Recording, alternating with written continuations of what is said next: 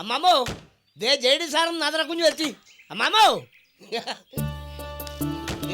ഈ യാത്രയൊക്കെ സുഖമായിരുന്നോ സാറേ? ആ ബാഗ് വാങ്ങിച്ചോ. ഓ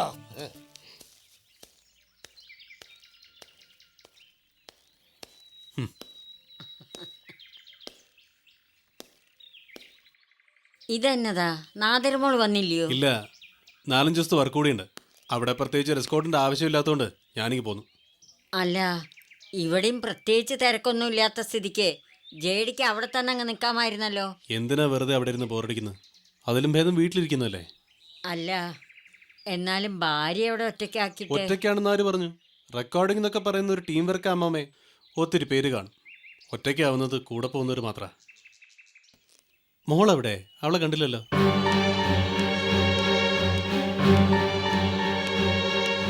ജിഷേ,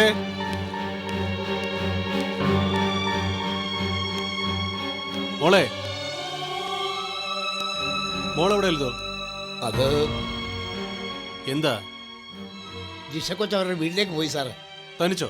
അല്ല, അവരുടെ അമ്മയെന്നും ആൻറ്റിയെന്നും പറഞ്ഞ് 2 സ്ത്രീകൾ 2 ദിവസമായിട്ട് ഇവിടെ വന്ന് താമസിച്ചിരുന്നു. അവരോടൊപ്പമാണ് പോയത്. ഓ, മണിയെടുത്തി വന്നിരുന്നു അല്ലേ? ആൻറ്റി ചിലപ്പോൾ ഒന്ന് ഹോസ്പിറ്റലിൽ വന്ന സ്ത്രീ ആയിരിക്കും. അവർക്ക് ജിഷയോട് വലിയ കാര്യമെന്നാ പറഞ്ഞു. അങ്ങനെ തന്നെ ഞങ്ങളും കരുതിയത്.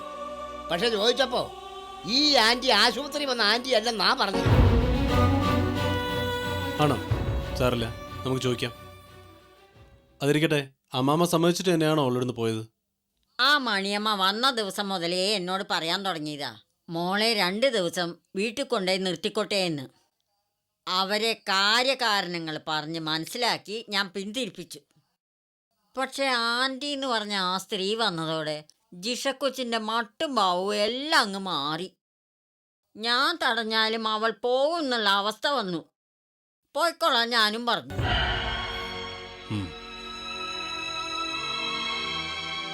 എൽദോ, എന്തോ?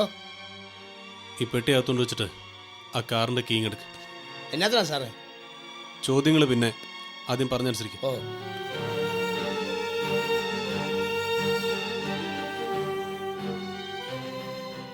ജേഡി അവളെ തിരക്കി പോവുകയാണോ? വിശ്വേട്ടന്റെ വീട്ടിൽ ചെന്ന് ഇപ്പൊ തന്നെ തിരിച്ചുകൊണ്ടിരണം.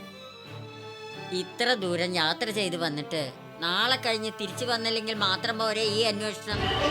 പോരാ, അവളിവിടെ നിന്ന് ഇങ്ങോട്ടും പോരെന്ന് കരുതിയിട്ടുകൂടിയാ ഞാൻ തിരിച്ചു വന്നത്. അപ്പൊ ഞാൻ ഊഹിച്ചത് ശരി തന്നെ. അമ്മാമ എന്താ ഊഹിച്ചത്? അത് സാറേ, എന്നാ സാറേ താക്കോല്? അല്ലെങ്കിൽ വേണ്ട, അതൊക്കെ ജിഷയും കൂട്ടി ഞാൻ വന്ന ശേഷം അവളെയും കൂടെ നിർത്തി പറയാം. എൽദോ, താനും കൂടി വാ. എങ്ങോട്ടാ സാറേ? ജിഷ കുഞ്ഞിൻ്റെ വീട്ടിലേക്കാണോ? അതെ, ബുദ്ധിമുട്ടുണ്ടോ? അല്ല, അങ്ങനെ ചോദിച്ചാ ഏയ്, എനിക്കൊന്നും ബുദ്ധിമുട്ട്. ഇപ്പൊ തന്നെ പോയേക്കാം. വാ. ജഡി, അവളെയും കൂട്ടി ജേഡി തിരിച്ചു വരുമ്പോ ഞാനിവിടെ ഉണ്ടായിരിക്കുന്നത് ഉചിതമാണോ ഇല്ലയോ എന്ന് പറഞ്ഞിട്ട് വേണം പോകാൻ. അതെന്താ അമ്മാമ എങ്ങനെ? ജിഷയുടെ കാര്യങ്ങൾ ശ്രദ്ധിക്കാനല്ലേ ഞാൻ നാദരയും കൂടി അവിടെ വന്ന് അമ്മാമയെ നിർബന്ധിച്ച് ഇങ്ങോട്ട് അയച്ചത്. അതെ, ആ എന്റെ വാക്കിനെ ധിക്കരിച്ച് പോയവളെയാ ജേഡി ഇപ്പൊ തിരിച്ചു കൊണ്ടുവരാൻ പോകുന്നത്. മറ്റൊരാൾക്ക് മുന്നിൽ തല കുനിക്കേണ്ടി വരുന്നിടത്ത് ഈ മറിയം കോശി നിൽക്കാറില്ല. വയസ്സുകാലത്ത് എന്റെ കൊച്ചുമോളുടെ ഭർത്താവായിട്ട് അങ്ങനെ ഒരു ഗതികേട് എനിക്ക് വരുത്തി വെക്കരുത്. ഇല്ല അമ്മാമേ, അവള് ചെയ്ത് തെറ്റ് തന്നെയാ. അതവളെ ബോധ്യപ്പെടുത്തി അമ്മാമയോട് ക്ഷമ ചോദിപ്പിക്കാൻ വേണ്ടി തന്നെയാ കൈയോടെ ഞാൻ അവളെ തിരിച്ചു കൊണ്ടുവരാൻ തീരുമാനിച്ചത്. ഞങ്ങൾ തിരിച്ചു വരുമ്പോൾ അമ്മാമ ഇവിടെ തന്നെ ഉണ്ടാവണം.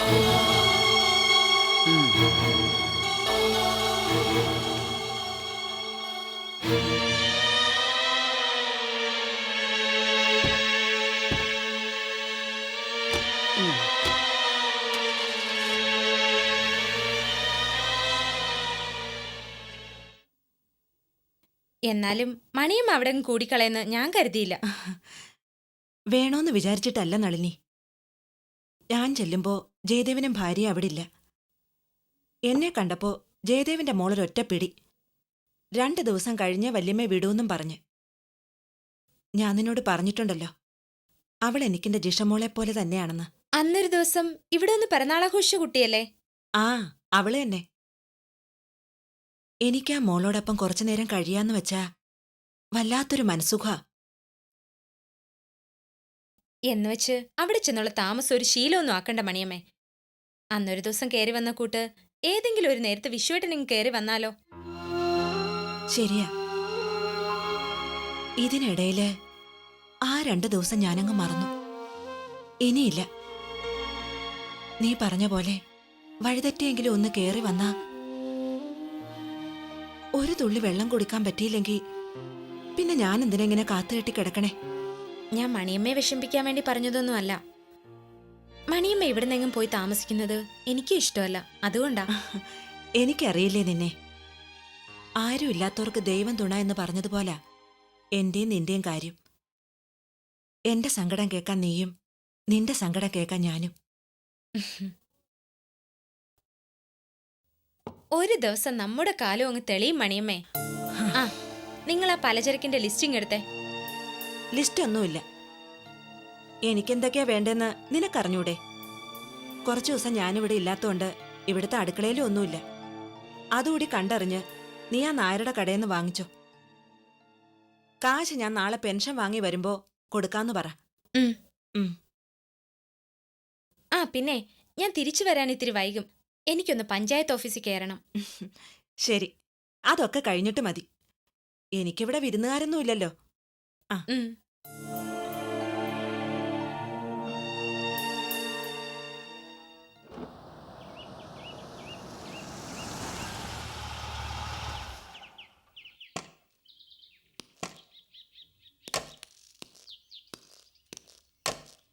ഡോഡോ എങ്ങോട്ടാ? അല്ല, ജിഷക്കുഞ്ഞിനോട് വിളിക്കാൻ. വേണ്ട, തനി കാറി ഇരുന്നാൽ മതി. അവളോട് ഞാൻ സംസാരിച്ചോളാം. ആണോ? ഓ, പറഞ്ഞ പോലെ വണ്ടി നോക്കാൻ ഒരാൾ വേണമല്ലോ. കാലം അതാണല്ലോ. ജിഷ, മോളെവിടെ? അവളൊരു കൂട്ടുകാരിയുടെ അടുത്ത് പോയിരിക്കുക ജയദേവ. അതിനുവേണ്ടിയാവും ഏട്ടത്തി ഇത്തരം തിരക്ക് പിടിച്ച് അവളെ ഇങ്ങോട്ട് കൊണ്ടുവന്നത്. അത് ഞാൻ പറഞ്ഞിട്ടൊന്നുമല്ല. അവൾക്ക് അവിടെ നീയില്ലാതെ നിൽക്കാൻ എന്തോ ചെറിയ ബുദ്ധിമുട്ട്. ഒന്നുമല്ല, ഏട്ടത്തെ കണ്ടപ്പോൾ നാടും വീടും ഒന്ന് കാണണമെന്ന് തോന്നിക്കാണും. പോരാതിനും ഏതൊരു ആന്റി ഉണ്ടായിരുന്നല്ലോ. ആ അതെ, കുട്ടിക്കാലത്ത് അവളാ ജിഷമോളെ. മതി, ആരുടെയും ഫ്ലാഷ് ബാക്ക് കേൾക്കാനൊന്നുമല്ല ഞാൻ വന്നത്. ഏട്ടത്തി പെട്ടെന്ന് ജിഷയെ വിളിക്കേ. മുംബൈയിൽ നാദിരെ തനിച്ചാക്കി അവളെ കാണാൻ ഞാനിവിടെ വരുമ്പോ അവളിവിടെ. അപ്പോ നാദിര വന്നില്ലേ? ഇല്ല. നീയും നാദിരയും വരാൻ വൈകൂന്ന് കരുതിയ ഞങ്ങള് സംസാരിച്ചിക്കാൻ സമയമില്ല. ഏട്ടത്തി വേഗം അവളെ വിളിച്ചു വാ. അത് അവള് കുറച്ച് അകലെ ഒരു കൂട്ടുകാരുടെ വീട്ടിലാ പോയിരിക്കുന്നെ. അവളെ ഞാൻ നാളെ കാലത്ത് തന്നെ. അതൊന്നും പറ്റില്ല. കാറുണ്ട്. എവിടാന്ന് വെച്ചാ ഏട്ടത്തിയും കൂടെ ഒന്നൊന്ന് കാട്ടി തന്നാ മതി.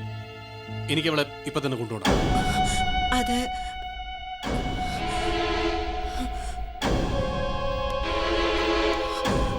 ഏട്ടത്തിക്ക് ഇപ്പം വരാൻ പറ്റില്ലെങ്കിൽ സ്ഥലം പറഞ്ഞാലും മതി, ഞാൻ ചെന്ന് കൂട്ടിക്കൊണ്ട് പോയിക്കോളാം. അങ്ങനെ പറഞ്ഞ അറിയണ സ്ഥലമൊന്നുമല്ല. അതെന്താ, ഞാൻ ഈ നാട്ടുകാരനല്ലേ? ഇവിടുത്തെ ഏത് ഊടുവഴിയിലൂടെയും ഏട്ടത്തേക്കാൾ നന്നായി കണ്ണും പൂട്ടി ഞാൻ നടക്കും. വേണ്ട ജയദേവ, പണ്ടത്തെ പോലെ നിന്നെ എങ്ങനെ അവിടെ ഇവിടെ നടത്തിക്കാൻ എനിക്ക് പറ്റുമോ? യാത്രയൊക്കെ കഴിഞ്ഞ് വന്നതല്ലേ. നീ കുറച്ചേരം ഇവിടെ വിശ്രമിക്ക. അപ്പോഴേക്കും ഞാൻ അവളെയും കൂട്ടി വന്നേക്കാം. അങ്ങനെയെങ്കിൽ അങ്ങനെ. ഏട്ടത്തി ഒന്ന് വേഗം ചെല്ല്. കുടിക്കാൻ എന്തെങ്കിലും തരാതെ. അവളെയും കൂട്ടി വന്നിട്ട് എടുത്തില്ല.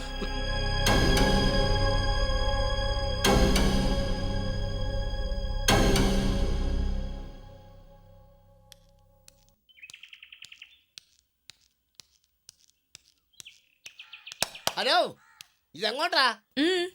അവിടെ ആരുമില്ല. വീട്ടുകാർ പുറത്തേക്ക് പോയിരിക്കുക. ആ, അത് കുഴപ്പമില്ല. കുഴപ്പമില്ലെന്നോ? വീട്ടുകാരെല്ലാം പിന്നെ എന്നാത്തിന് അങ്ങോട്ട് കയറി പോകുന്നത്? എന്റെ വീട്ടിലേക്ക് ഇതുവഴി പോവാം. ഓ, അപ്പൊ ഇത് പൊതുവഴിയാണല്ലേ? പൊതുവഴിയൊന്നും അല്ല. ഈ വീട്ടിന്റെ പുറകിലാ എന്റെ വീട്. ഇതുവഴി എളുപ്പമായതുകൊണ്ട് പോകുന്നേ ഉള്ളൂ. അപ്പൊ അയൽക്കാരിയാണല്ലേ? അതെ. നിങ്ങളാരാ? ഞാൻ എൽദോ, മണിയമ്മയുടെ ഭർത്താവിന്റെ അനിയന്റെ സ്വന്തം ആളാ. സ്വന്തം ആളോ? ആ, എന്ന് വെച്ചാ JD സാറിന്റെ വീട്ടിലെ മൊത്തം കാര്യങ്ങളും നോക്കി നടത്തുന്നത് ഞാനാ. ഓ, വേലക്കാരനാണല്ലേ? അങ്ങനെയും പറയും. ആട്ടെ, ഈ ജിഷക്കുഞ്ഞിന്റെ കൂട്ടുകാരുടെ വീട് എവിടെയാ? ജിഷക്കുഞ്ഞിന്റെ കൂട്ടുകാരിയുടെ വീടോ? ആ അതേന്ന്, ഇവിടുന്ന് കുറച്ച് അകലെയാന്നാ മണിയമ്മ പറഞ്ഞത്. എനിക്കറിയില്ല. എന്നെ ഇവിടെ കല്യാണം കഴിച്ചു കൊണ്ടുവന്നിട്ട് 5 കൊല്ലമേ ആയിട്ടുള്ളൂ. ജിഷമോൾ അതിനു മുമ്പ് മരിച്ചുപോയില്ലേ? എന്നതാ എന്നതാ ജിഷക്കുഞ്ഞ്? മരിച്ചിട്ട് കൊല്ലം 8-10 ആയെന്ന്. ആ മോളെ തന്നെ ഞാൻ കണ്ടിട്ടില്ല. പിന്നെയല്ലേ അവളുടെ കൂട്ടുകാരെ അറിയുന്നേ. അല്ല ഒന്ന് നിന്നേ, അവളെ നിന്ന് വെച്ചേ. അതെ, ഞാൻ ചോദിച്ചത് ഈ വീട്ടിലെ മണിയമ്മയുടെയും വിശ്വത്തിന്റെയും ഒരേ ഒരു മോളുടെ കാര്യമാണ്. ഞാൻ പറഞ്ഞതും അതേ മോളുടെ കാര്യം തന്നെയാ. വേണ്ട, ഇങ്ങനെ മുഖത്ത് നോക്കി നട്ടാ കളിക്കാത്ത കള്ളത്തരം പറയുന്നത് കേട്ടോ. ഇന്ന് കാലത്തും എന്റെ മുന്നിൽ കൂടെ നല്ല പയർമണി പോലെ നകളിച്ചോണ്ട് പോയ കൊച്ചിനെ കുറിച്ച് വേണ്ടാതിനെ പറഞ്ഞാലുണ്ടല്ലോ. എന്തോന്നാ ഞാൻ വേണ്ടാതീനം പറഞ്ഞത്?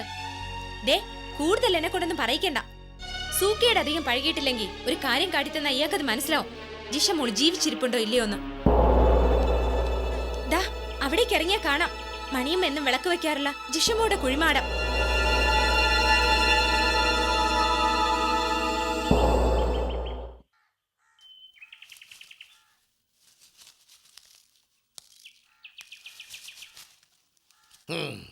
മതി, ഇത് മതി.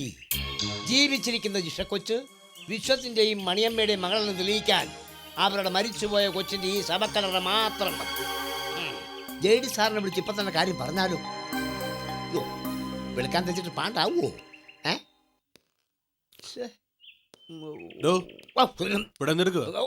സാറോ?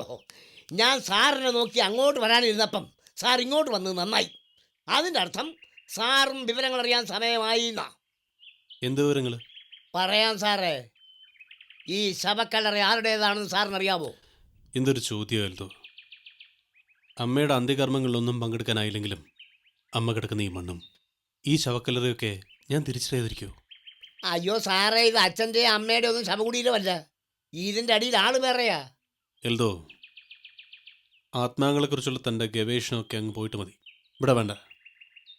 ഇതെൻ്റെയും വിശ്വേട്ടൻ്റെയൊക്കെ പൂർവ്വീര് കിടക്കുന്ന മണ്ണാ. ഗതി കിട്ടാത്ത ആത്മാക്കളൊന്നും ഇവിടെ കാണില്ല. അയ്യോ സാറിന് അറിയാഞ്ഞിട്ടാ. പൂർവികർ മാത്രമല്ല സാറേ, നേരത്തെ പോയ പിന്തുടർച്ചക്കാരും ഇവിടെ കിടപ്പുണ്ട്. എന്തെങ്കിലും സംശയം ഉണ്ടെങ്കിൽ സാറ് മതി, തന്നു പോയി. എനിക്കിവിടെ അല്പം നേരം തനിച്ചിരിക്കണം. സാറ് നിന്നോ, പക്ഷെ സത്യം എന്താണെന്ന് സാർ അറിയണം. ഈ ശവക്കല്ലറ ഇതിനെക്കുറിച്ചല്ല വേറെ എന്തെങ്കിലും പറയണ്ട. ഉണ്ട് സാറ്. എന്താ? മണിയമ്മ ജിഷക്കൊച്ചിനെ വിളിച്ചോണ്ട് വരാൻ പോയിട്ട് നേരം എത്രയായെന്ന് സാറിനറിയാവോ? കുറച്ച് അകലമുണ്ടെന്ന് നേട്ടത്തിൽ പറഞ്ഞിരുന്നു. എന്നാലും എന്തോ അകലം വരും. ധൃതിയുണ്ടോ? അയ്യോ അതുകൊണ്ടല്ലേ സാറേ, എനിക്ക് അതുമായി ബന്ധപ്പെട്ട വേറെ ചില കാര്യങ്ങൾ സാറിനോട് പറയാനുണ്ട്. താൻ ഒന്നും പറയണ്ട, വേഗം സ്ഥലം വിട്ടാ അല്ല സാറേ, അത് പിന്നെ പോ.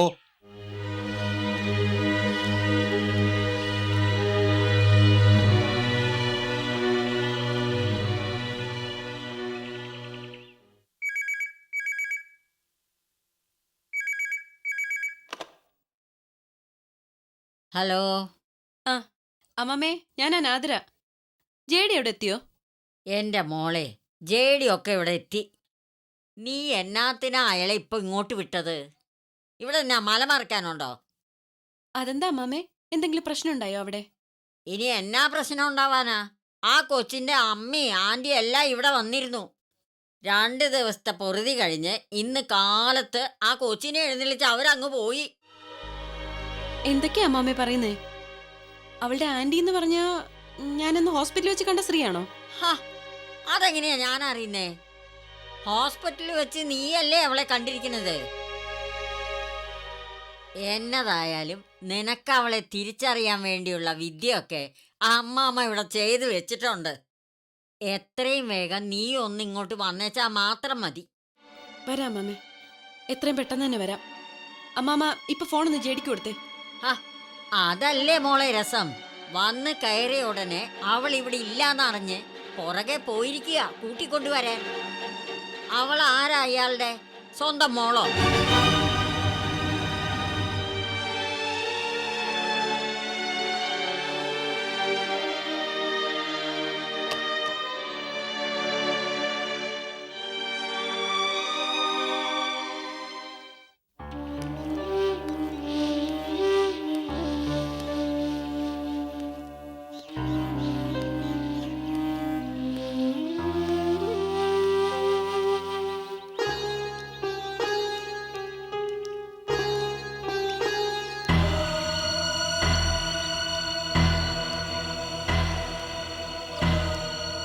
ചെറിയച്ഛൻ ഇന്ന് തിരിച്ചു വരുമെന്ന് ഞാൻ ഒട്ടും പ്രതീക്ഷിച്ചില്ല. ഇല്ലെങ്കിൽ എന്ത് സഹിച്ച് ഞാൻ അവിടെ തന്നെ നിന്നേനെ. ചെറിയച്ഛൻ എന്താ ഒറ്റയ്ക്ക് മടങ്ങാൻ തോന്നിയേ? നാദരാന്റി പിടിച്ചു വെച്ചില്ലേ അവിടെ? കിന്നാരൊക്കെ പിന്നെ ഏത് കൂട്ടുകാരെടുത്താ നീ പോയത്? മണിക്കൂർ എത്രയെന്നറിയോ ഏട്ടത്തിരുന്ന് പോയിട്ട്? അത് ഞാൻ പറഞ്ഞില്ലേ ജയദേവ, കുറച്ച് അകലെ ഉണ്ടെന്ന്. അങ്ങനെയുള്ളിടത്തൊക്കെ പെൺകുട്ടികളെ തനിച്ച് വിടാൻ ഏട്ടത്തി. ഇതുകൊണ്ട് തന്നെയാ ഇങ്ങോട്ട് പറഞ്ഞേക്കാതെ അമ്മാമ്മയെ വിളിച്ച് ഞാൻ ഏൽപ്പിച്ചു പോയത്. ഒരമ്മാമ്മ ഇങ്ങനൊരു ചതി ചെറിയച്ഛൻ എന്നോട് ചെയ്യരുതായിരുന്നു. ഇതിലും ഭേദം എന്നെ ഒരു മുറിക്കകത്തിട്ട് പൂട്ടിട്ട് പോവായിരുന്നില്ലേ? പ്രായമുള്ളവരാകുമ്പോ കുട്ടികളോട് അല്പം കർശനമായിട്ടൊക്കെ പെരുമാറും. അത് മനസ്സിലാക്കി നിൽക്കാനുള്ള ബുദ്ധി നിനക്കുണ്ടാവുമെന്നാ ഞാൻ കരുതിയത്. ബുദ്ധി ഇല്ലാഞ്ഞിട്ടൊന്നുമല്ല, ആ അമ്മാമ്മയെ കൊണ്ടുള്ള ബുദ്ധിമുട്ട് സഹിക്കാൻ പറ്റാഞ്ഞിട്ടാ ഞാൻ ഇങ്ങോട്ട് പോന്നേ. ഹോ, എന്തൊരു അധികാരം അവർക്ക് എന്നോട്. ഞാൻ അവിടുത്തെ വേലക്കാരിയാന്ന് അവരുടെ വിചാരം. അതും പോട്ടേന്ന് വെക്കാം. ഒരു അനാഥ കുട്ടിയെ പോലെ എന്നെ കണ്ടാലോ ചെറിയച്ച? ഞാനങ്ങനെ ആരും ഇല്ലാത്തവളാണോ? അങ്ങനെ കരുതിയിട്ടാണോ ചെറിയച്ചനും എന്നെ വളർത്തുന്നേ? എങ്കിൽ ഞാനിനി അങ്ങോട്ടില്ല.